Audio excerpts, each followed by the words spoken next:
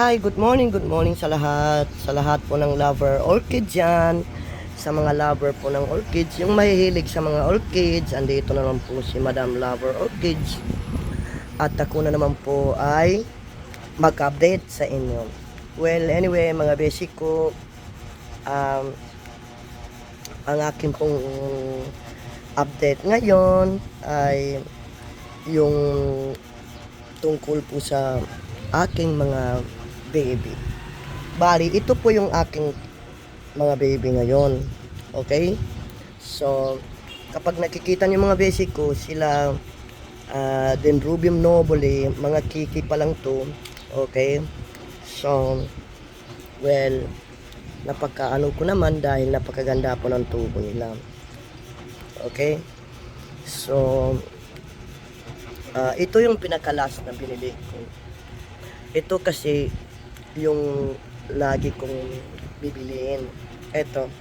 Kasi ito mga basic ko, ang kagandahan nito, namumulaklak po ito mga basic ko dito sa Kenya. Hindi katulad ng mga dendro na namumulaklak lang dito sa sa puno nila dito namumulaklak. Dito. Okay? So, ito yung collection ko mga basic ko. Collection ko na naman yung Dendrobium nobile at saka yan, Gramato Phylum. So, yan po yung aking collection. Okay? So, dadagdagan natin to dahil ito napakaganda po. Okay? Basta tiyaga lang, tingnan yung mga basic ko. Ilang buwan yan. Pinagtiyagaan ko talaga mga basic. Okay?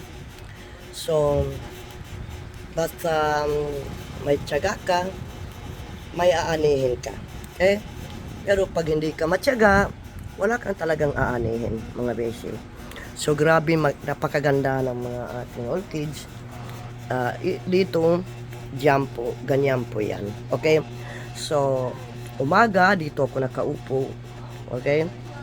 Kasi, lalo pang tagulan, mga basic ko, dito ako umuupo dahil napakalamig dito mga basic ko.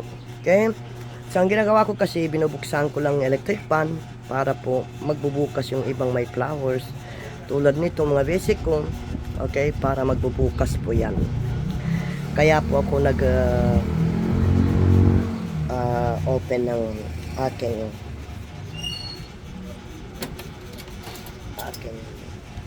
electric fan. So, well mga basic ko, itong Gramato Phylum ko na to, grabe, napakabilis po ng pagtubo niya mga basic. Okay? Napakabilis ng pagtubo niya kasi unang-una, she's flicking the bright. Okay? Napaka-bright po nitong banda. So, well, anyway, sa observation ko, yung aking banda ay masaya siya dito. Ang banda kasi once na masaya siya, kung saan lugar mo siya linalagay, pag nagbukas masyado yung ano niya, itong leaves niya, ibig sabihin sa area na yan, she's happy. Okay? She's very happy. So, dyan na lang forever. May passion na lang. May passion, may aanihin. Pag wala kang passion, wala kang aanihin. Pag halimbawa katulad nito mga basic ko, yan, kailangan niya ng tubig yan. Okay? So ngayon, tagulan, hindi po ako nagdidilig mga basic.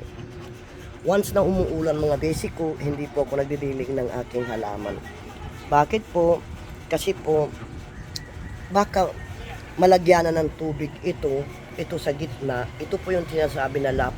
Dapat po natin iingatan yung orchids natin kasi once na matutubigan dito po magumpisa mag-growth. Okay? Masisira po yung orchid. Lalo pang bagong tubo mga besi. Ayan, no, nakikita nyo. Okay?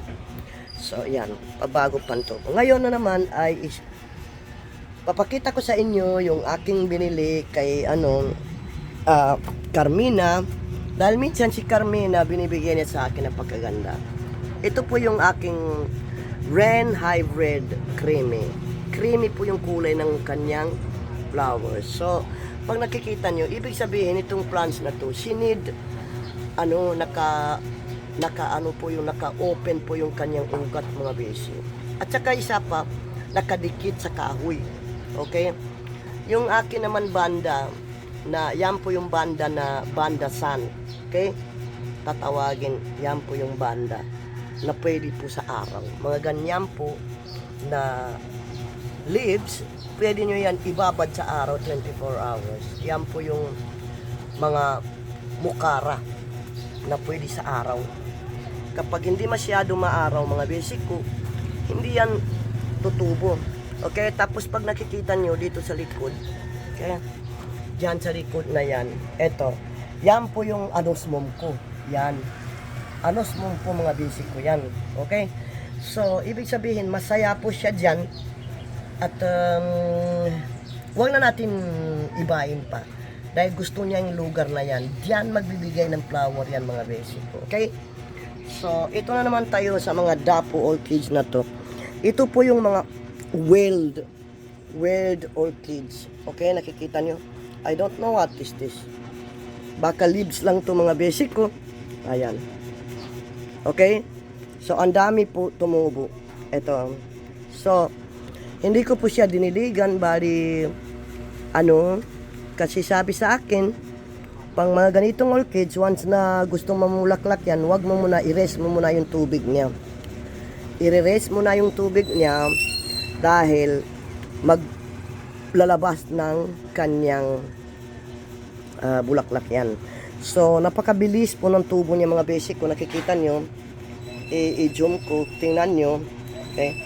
Ang dami pong lumabas. So, hindi na natin iibahin dito mga basic. Okay? Pag nakikita nyo yung, tumubo sa, tumubo sa niyog. Okay? Tumubo po sa niyog mga basic ko, lumalabas na po yung kanyang, ayan, meron po siyang spike. Okay? So, mga ganyan spike po mga basic ko yan. Okay, let's see. So, nakikita nyo yung symbidium ko, napakabilis po tumubo. Ayan, di ba? So, ingatan natin to ma-overwater mga basic ko. Okay, symbidium kasi gusto niya ng malamig. She want cold climb. Okay? Tsaka, symbidium, pag wala pang flower yan, pwede nyo ilagay without light, mabubuhay po yan. Kasi symbidium, gusto po niya yung moist. Okay? So, yan. Nakita nyo, napakabilis po ng kanyang tubo. Yung REM hybrid ko, ito po, binili ko po kay Carmina yan. Ayan. Hindi kasi nakikita. And then, meron na pong ugat. Nakadikit po yan sa kahoy. So, let's see. Kasi gustong-gusto po nito, mga orchids na ganito, ay nakadikit sa kahoy. Lagi nakabukas po yung kanyang ugat. Parang banda rin, gusto rin ng banda na na mahahanginan yung kanilang ugat. Okay? So nakikita nyo dito banda, dito sa area na to. Okay? Sobrang init din dito mga basic ko. Pagdating naman sa pag talagang summer time na, is very very hot here in this area. Okay? Mainit dito. So nakikita niyo yung aking ito, okay? Ito naman ay yan po yung ilaw niya. So nakikita niyo, ibig sabihin okay po siya sa area na to. So pag nakikita naman niyo to medyo malalim, hindi ko nga alam. Ayan, baka mabuo yan, may tumubo. May tumubo na kanyang Okay? So yan. So, be patient na lang mga basic ko. Kasi talagang magkaroon din tayo ng flowers niyan. Okay? So, dito banda mga basic ko ay non-orchids mga basic ko. Okay? So, nakikita nyo, ito po yung gamit ko na ilaw dito. Kasi itong kind of plants, gusto po nila ang bright na bright. Nakikita nyo yung aking aloe vera. Ayan, sobrang laki. Okay? Sobrang laki. Tapos yung aking hoya, ayun, yung hoya ko na yan, nandyan, may tumubo na naman na bagong leaves. Okay? Tapos ito naman yung Christmas cactus ko. Ang Christmas cactus, mga basic ko, see the sun need any water, sitting water. Okay? Yang cactus na yan, kailangan nyo po diligan yan pag dry na dry po yung kanyang soil. Once na mabasa pa po yung soil niya, wag na wag nyo po yan diligan kasi mamamatay yan talaga mga besi. Okay? So yung aking nahulog ng aso ko na Phalaenopsis, wala na po mga besi. Ayan no. Dead na. Wala na. Dead na. Wala tayong magawa mga besi. Hinulog ng pusa ko. Kaya tapos nandoon yung aking tulumia. Dito nakalagay yung tulumia ko. Ayan. So tulumia kasi gustong gusto niya moist. So ayan. Tapos ito may tumubo na rin. Ayan po yung wild na orchids. Dapat sana yan nakahang yan. Pero okay naman siya. Nakapot po siya, so okay naman din siya.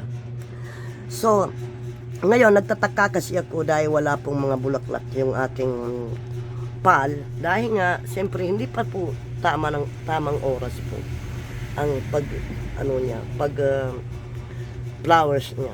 Hindi pa ito yung oras kasi pag oras na talaga magpa-flower yan. Be patient lang. Okay? Wag maghari kasi pag naghahari ka mas lalo kang okay? So yan mga basic. So yun na nga mga bagong tubo mga basic ko sa Dendrobium. Ingatan natin muna yan. Papwede, dito na lang muna natin siya diligan sa kanyang pot. Okay? Huwag dito sa dahon niya. Okay lang kung nasa labas ng bahay mo. Pwede mo yan directly diligan yung kanilang dahon. Pero pag dito sa loob ng bahay mga basic ko, huwag na muna nyo diligan yan. Dahil once na matutubigan yung mga ganito, bata pa, diyan po ma-overwater, diyan po masisira. Okay? So, yan po yung update ko sa inyo mga basic ko. Dahil grabe, tagulan na dito, hindi na natin muna kailangan ang dilig muna. Race for water. Okay? So, hanggang dito na lang at in-update ko lang po kayo sa aking orchids lover. Bye-bye po. God bless all of us. Anyway, pahabol mo na. Dahil ngayon, sa dami na pong nagpapanik tungkol sa lindol. So, ang masasabi ko lang sa lahat ng aking mga kababayan, pray lang po tayo. Dahil yan po yung pwedeng makatulong sa atin, pagpapray po natin na sana po nasa malayo tayo ng kapahamakan. At pangalawa, na lagi po tayo handa at safety, and God always be with us. Amen. Bye-bye. Love you all. Bye.